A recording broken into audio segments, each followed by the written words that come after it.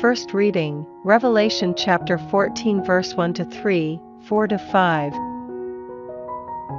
Next in my vision I saw Mount Zion, and standing on it the Lamb who had with him 144,000 people, all with his name and his Father's name written on their foreheads. I heard a sound coming out of heaven like the sound of the ocean or the roar of thunder. It was like the sound of harpists playing their harps. There before the throne they were singing a new hymn in the presence of the four living creatures and the elders. A hymn that could be learned only by the 144,000 who had been redeemed from the world. These are the sons who have kept their virginity and not been defiled with women. They follow the Lamb wherever he goes. They, out of all people, have been redeemed to be the first fruits for God and for the Lamb. No lie was found in their mouths, and no fault can be found in them. Responsorial Psalm, Psalms chapter 24 verse 1 to 2, 3 to 4, 5 to 6.